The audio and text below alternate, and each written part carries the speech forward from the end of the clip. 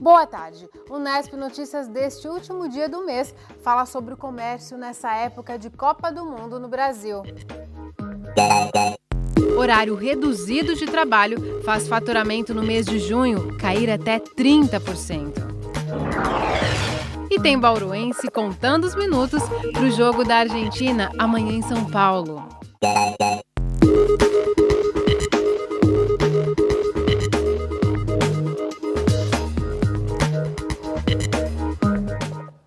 A promessa era de que a Copa do Mundo iria movimentar a economia do país. Mas nas cidades que não são sede e nem receberam seleções, como é o caso de Bauru, o impacto foi negativo para o comércio. Os lojistas reclamam e não é só do efeito do Mundial, não. Sábado, com o Jogo do Brasil, e as lojas do Calçadão só abriram por 3 horas. O movimento foi crescendo aos poucos, mas com hora certa para acabar. Para o representante dos lojistas na cidade, a redução do horário de trabalho durante a Copa tem sido o vilão das vendas. Olha, a motivação é só Copa do Mundo. Então, o consumidor direcionou só isto. E a cidade fica vazia praticamente de jogos do Brasil, ou até outros jogos também. E deu uma queda nossa de 20% a quase 30% nas vendas, em confecções, em cosmético, em tudo. O sábado, geralmente, é o melhor dia de venda que tem na semana. Os lojistas, é o melhor dia, pode ser que é o melhor dia. E nós vamos perder hoje, nada, assim, uns 60% na venda já hoje também. Os consumidores estão mais cautelosos. O Luiz olha, mas não vai levar nada. Hoje veio só pagar o carnê da loja. Os gastos estão concentrados em outras prioridades. A gente está gastando muito com jogos, assim, né? A gente não está assistindo em casa, vai em barzinhos, vai em casa de amigos, então o comércio só para vir pagar mesmo. O gerente dessa loja acredita que não foi só a Copa do Mundo que diminuiu o interesse dos clientes por itens como roupas e sapatos. As temperaturas não caíram o suficiente para alavancar as vendas de inverno. O mês de junho, realmente, o inverno não veio com aquela intensidade que nós esperávamos, né? Então, pela falta de frio, a gente percebeu que o movimento não foi o mesmo que o ano anterior, né? Que o ano anterior, nas duas últimas semanas, foi um frio muito intenso, né? Então, o cliente, ele, por si só, ele já procura, né, a loja para estar comprando um edredom, um cobertor e a roupa de inverno, né? A Copa do Mundo, o frio que ainda não chegou, comprometeram o faturamento do comércio em junho agora. Mas desde o início do ano, o setor vem apresentando queda nas vendas. Pesquisa da Federação do Comércio do Estado de São Paulo, a FEComércio, mostra que em março o mercado varejista teve um recuo de 3,8% em relação ao mesmo período do ano passado. Das 10 categorias analisadas, o setor que mais teve queda foi o de imóveis e decoração. O recuo no faturamento foi de 50%. Nós percebemos que teve uma boa diminuída, não sei se o pessoal deu uma segurada, uma economizada aí, mas deu uma diminuída assim nesse primeiro semestre. Nesse final agora que começou a Copa, já aumentou essa queda por causa dessas paralisações, diminui o tempo de serviço, mas ela vem desde de janeiro. O alto endividamento do brasileiro também contribui com o pé no freio na hora de gastar. Primeiro que a maioria das famílias não tem cultura de poupança, né? Então, sempre que buscam adquirir algo, por exemplo, a época da Copa do Mundo, né? Vou adquirir uma TV nova para casa, né? Ela busca no crediário uma forma de adquirir aquele bem, né? E o fato dela estar já comprometida parte da sua dívida e também de ter a taxa de juros, né, que os bancos praticam, estão fazendo com que as pessoas fiquem mais reticentes para consumir. O setor de eletrodomésticos e eletrônicos foi um dos poucos que cresceu em março, 1,4%, segundo a FEComércio.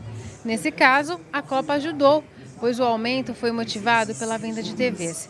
E ainda tem consumidor em busca de um bom negócio. Promoções estão à venda agora, até pelo comércio não está vendendo muito. E ainda o Brasil pode ser que não passe para a etapa seguinte, então se não passar, aí vai encalhar mais ainda. E com certeza vai baixar mais o preço depois. O assunto ainda é dinheiro. Viajar pelas rodovias paulistas vai ficar mais caro a partir de amanhã. De acordo com a Agência de Transporte do Estado de São Paulo, os pedágios vão ser reajustados em até 8,57%. O índice varia para cada praça de pedágio. A rodovia Bauru-Piratininga, por exemplo, vai adotar o maior aumento. A cobrança passa a ser de R$ 3,80. No nosso site, no link que aparece aí na sua tela, você pode ver todos os novos valores. Amanhã começa o mês de julho e as temperaturas já começaram a cair. Nesta madrugada, tivemos a temperatura mais fria do ano até agora, fez 9,2 graus. Veja os detalhes da previsão com informações do IPMET e do CPTEC. O tempo volta a ficar aberto em todo o estado de São Paulo. Não há previsão de chuvas para esta semana. As temperaturas seguem baixas até terça. Na quarta, os termômetros devem registrar uma ligeira elevação. Em Bauru, a umidade do ar agora é de 43%. Temos ventos de brisa a 8 km por hora. Você viu aí que a mínima hoje foi de 9 graus e a máxima ficou em 21. Amanhã os termômetros devem variar entre 7 e 22 graus.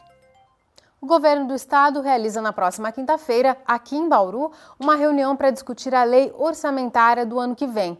O objetivo é ouvir a população sobre projetos que são considerados prioridades aqui na região.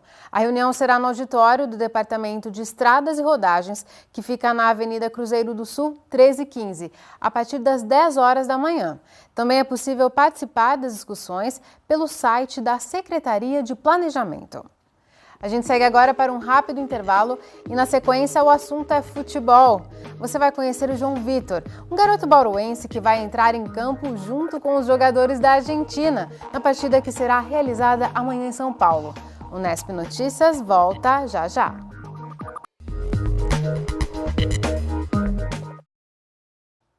As eleições são só em outubro, mas as regras da Justiça Eleitoral já começaram a valer. A partir desta terça-feira, os partidos políticos não podem mais fazer propaganda no rádio e na televisão.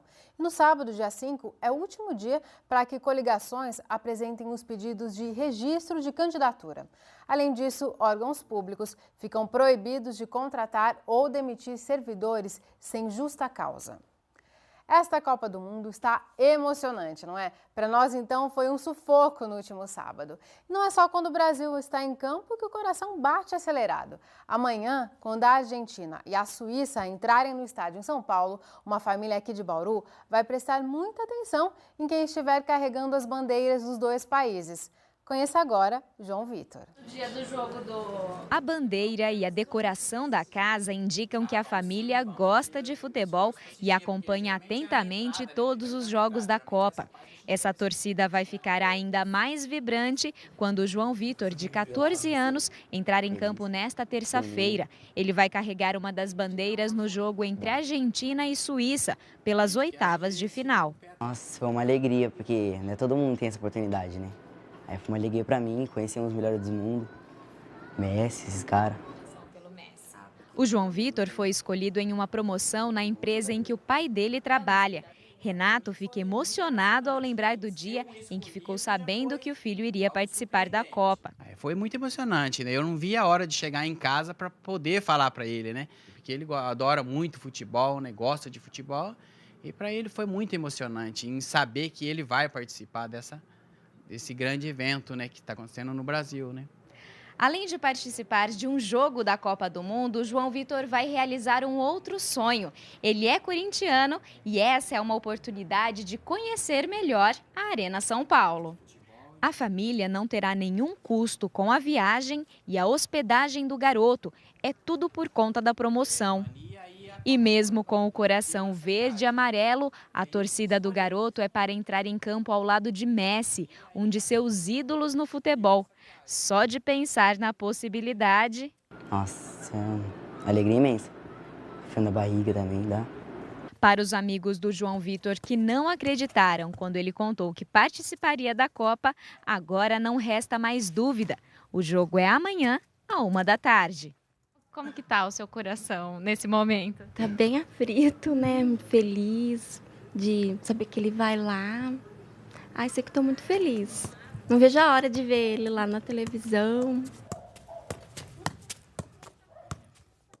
E a gente vai continuar a falar de esporte assim que voltarmos do intervalo. O músico e compositor José Miguel Wisnik conversa com o Nesp Notícias. Voltamos já já. Voltamos e a gente fala mais de futebol. Nós conversamos com o escritor, músico e compositor José Miguel Wisnik, que esteve aqui em Bauru para uma apresentação na semana passada.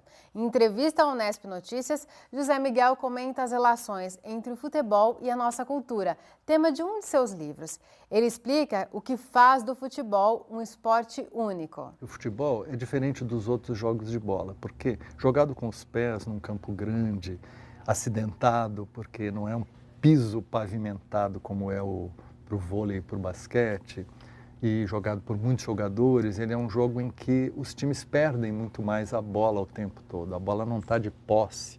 Não é que nem outros jogos em que você tem alguém que está com a posse de bola, pontua ou não, aí vem outro, uma espécie de duelo repicado de ataques e defesas que vai virando pontos. O futebol não é isso, a bola está com um, está com o outro o tempo todo. Não saem gols durante os 90 minutos o tempo todo. Então, o placar é apenas, vamos dizer, momentos privilegiados do jogo. E durante o jogo está acontecendo muita coisa que não está virando número, né? Então, por isso, o futebol é uma narrativa. O que está acontecendo nesse tempo? Por que está todo mundo envolvido? Porque as tentativas e erros, né? As promessas de chegar à luta para atingir alguma coisa, muitas tentativas, o perigo de ser contra-atacado, tudo isso significa uma espécie de teatro sem palavras, né, e uma dança daquilo que a gente vive, né, da vida de todo mundo, é sujeita aos ataques, às defesas, às tentativas e erros. Então, por isso, eu acho o futebol muito apaixonante e é esse esporte que se tornou, vamos dizer, a grande, vamos dizer, atividade que a humanidade compartilha no planeta, né? Nesse momento, inclusive, da Copa do Mundo que estamos vivendo aqui no Brasil. Essa ambivalência cria uma espécie de gangorra que faz com que a gente, ou às vezes, ou por um lado, se mergulhe no futebol e esqueça todo o resto, ou então negue o futebol e negue o Brasil no sentido de fazer a crítica, né? Então esses lados, o negativo e o positivo, muitas vezes são polarizados no Brasil, né? Mas, curiosamente, foi o futebol que fez com que bandeiras que nunca mobilizaram, no ano passado, na Copa das Confederações, apareceram e ganharam uma proporção que não ganhariam se não fosse a Copa das Confederações e a iminência da Copa do Mundo. Então, foi o mesmo futebol que é acusado de ser alienante que produziu, por um efeito paradoxal, uma movimentação de uma demanda e um levantar de, vamos dizer, de demandas críticas que nunca tinha acontecido nessa escala desse jeito e tal. E, de certo modo, foi também o futebol que produziu. Então, o futebol é uma espécie de incógnita, digamos assim, desses dilemas brasileiros. E eu acho que nós devemos fazer jus à nossa história, mas no sentido de despertar criticamente, sem negar o quanto o futebol é uma conquista, na verdade, uma criação popular brasileira. O futebol e a música popular surgiram de escolas informais, não foram as escolas, as academias, as universidades, as assembleias, o Estado, suas instituições, as igrejas, não foi nada disso que criou o futebol e a música popular. Foi alguma coisa que historicamente surgiu de uma criação coletiva que são, de certo modo, as mais irradiantes para o entendimento do ser brasileiro. Nós estamos vivendo uma era de mercantilização universal, né? A globalização econômica significa, ela tem uma força de pressão que é de transformar tudo que há e todas as atividades em mercadoria. E o futebol, com a evidência que ele tem, ele é, vamos dizer, objeto desta conversão dele mesmo em mercadoria.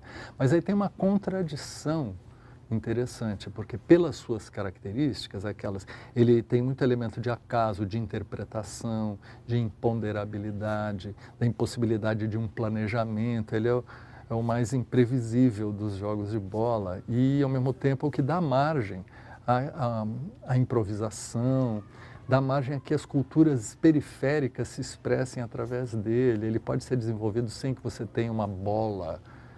Você pode inventar a bola, você pode inventar o campo, você pode, vamos dizer, bricolar as coisas, você pode criar condições para jogar futebol, né, em toda parte, com pouca coisa. Então ele se tornou, nesse sentido, um esporte, um jogo das mais diferentes culturas, né? E uma expressão, portanto, dessas diferenças. E por isso ele oferece essas surpresas. Você tem times galácticos, onde está todo o dinheiro e tudo mais, mas ao mesmo tempo você tem, de repente, naqueles que estão fora disso, a Costa Rica saiu-se em primeiro lugar do grupo onde tinha Inglaterra, Itália e Espanha, né? Quem preveria isso? Porque a Costa Rica estava ali como saco de pancadas dos três grandes. E, no entanto, esse efeito só o futebol acontece, né? E a Copa do Mundo no Brasil está dando mostras disso. O futebol está vivo, ele tem essa multiplicidade, vamos dizer, essa riqueza das diferenças e das contradições. E, em suma, isso faz dele, ainda assim, também uma atividade não só apaixonante para ser vivida, mas também para ser pensada. Eu acho que essa conversão dos estádios, antigos estádios que eram caldeirões sociais, onde toda a sociedade está representada e as gerais populares, isso, mas que era um princípio, vamos dizer, do estádio como esse lugar onde toda a sociedade ferve diante do jogo. E as arenas, elas visam aquele princípio que é um mercado de consumo, de entretenimento, priorizando o poder aquisitivo de quem está lá. Então isso significa uma grande seleção, né, social. O Brasil, que é um país de muita concentração de renda, campeão mundial da concentração de renda, ele é um país, então, em que os estádios, nessa concepção, e na Copas, com ingressos caros, etc., há uma grande seleção do público. Eu, de fato, olho aquelas arquibancadas e não vejo onde estão os negros que criaram o futebol brasileiro, né, nas arquibancadas. E mais que isso, acho que é um público, o da Copa, muito que acho que tem um tipo de... É a mesma concepção de brasileiro que vai gastar em Miami ou em Orlando, entendeu? Vai ao campo como quem vai na Disney. Então não tem uma cultura futebolística, que é um repertório de cantos, uma relação com o time, né? Na torcida brasileira, ela quer ser gratificada pelo time, ela quer gozar com o jogo e quer que a seleção faça ela gozar. E a torcida argentina, as torcidas hispânicas, elas insuflam o time para o time jogar. Então é uma relação diferente, entende? E só uma correção do que disse o José Miguel, o grupo da bravíssima Costa Rica, que continua na Copa do Mundo, tinha Uruguai e não a Espanha. O Nesp Notícias termina agora. No nosso site você pode rever as reportagens desta edição. A gente volta a se encontrar amanhã às 5h30 da tarde. Tchau!